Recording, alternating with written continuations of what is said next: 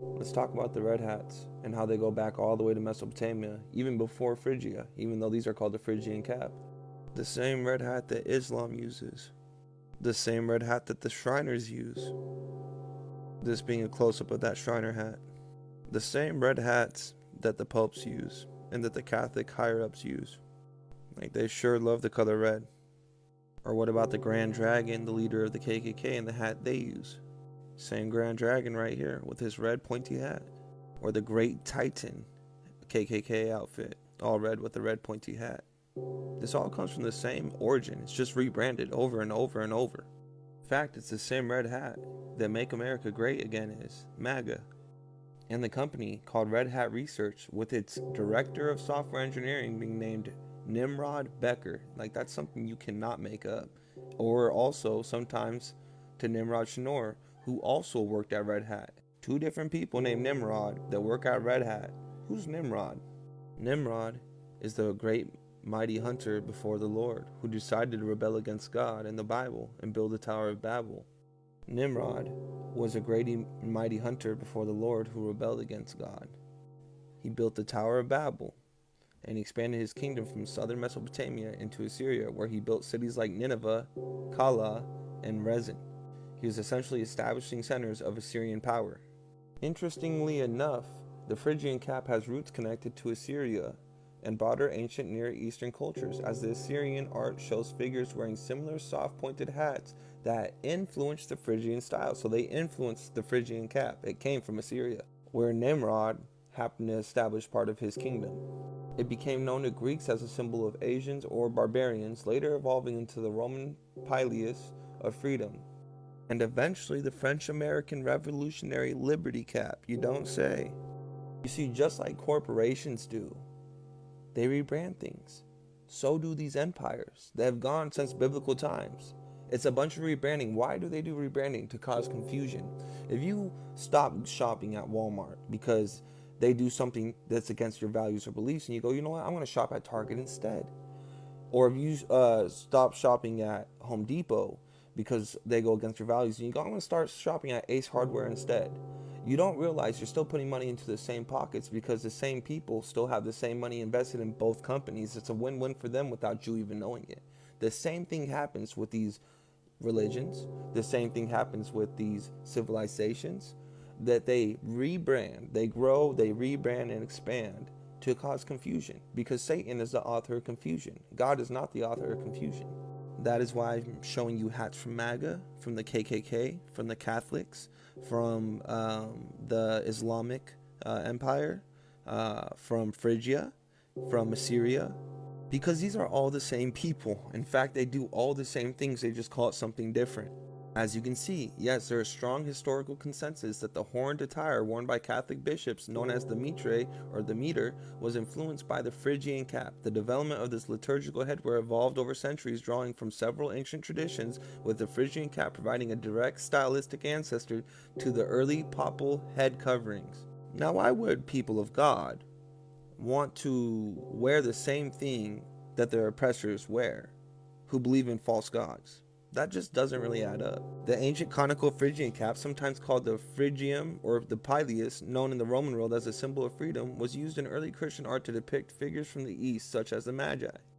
By the 8th century, the Pope wore a non-liturgical white helmet-shaped cap called the camelocum or the camelysum, which was directly inspired by the Phrygian cap. An Assyrian royal hat, often depicted in reliefs, symbolizes divinity and kingship, featuring prominent horns like a bull's on a cap, sometimes in red felt or adorned with gold, representing divine status, though in modern interpretation often involves velvet and faux gems for costumes, connecting to the historical use of red and felt in elite Assyrian headwear. It represented divine power originating from the Mesopotamian depictions of gods, aka the fallen angels, like the horned crown for deities. Assyrians valued red. Red dyed wool felt was likely used for royal caps and crowns, adding to the regal feel. Historically made of felt, perhaps wool, over a form with gold embellishments, modern versions use velvet and faux gems for luxury. Just like the red fez hats that have strong historical and cultural ties to Islam, particularly within the Ottoman Empire, symbolizing Islamic orthodoxy, Ottoman identity, and facilitating prayer by allowing the head to touch the ground, though their use has declined and varies by region, sometimes worn by Muslims and non-Muslims alike, and banned in places like Turkey for modernization. The fez became a key part of the Ottoman official and military attire, symbolizing modernization while also connecting to Islamic tradition adopted by both Muslims and non-Muslims in the empire. Even the Scottish Rite has a red crown with gold adorned on it. And this all goes back to the earliest origins with Nimrod, first of all, but also Tammuz, who is sometimes depicted as Nimrod's son, and Inanna, which is why Inanna, aka Ishtar, her other name, is just like Cybele and Attis. Inanna and Tammuz are like Cybele and Attis. It's all rebranding. Yes, the Mesopotamian goddess Ishtar was strongly represented by the lion, which symbolized her power as a warrior. Her association with love and sexuality and her fierce protective nature. Lions were prominently featured on her famed Ishtar Gate in Babylon, often depicted striding or standing with her.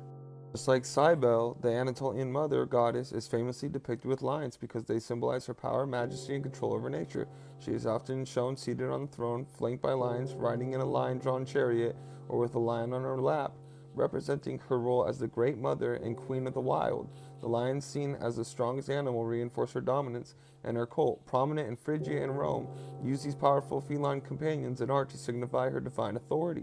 Cybele, Attis, Ishtar, and Tammuz are figures from ancient Near Eastern and Anatolian mythology, representing a widespread theme of great mother goddess, like Cybele and Ishtar, the queen of heaven, and her dying resurrecting consort, Attis and Tammuz, symbolizing seasonal fertility, death, and rebirth, with their myths often linked to cycles of vegetation, and then parallels drawn to later religious traditions of Christianity's Easter.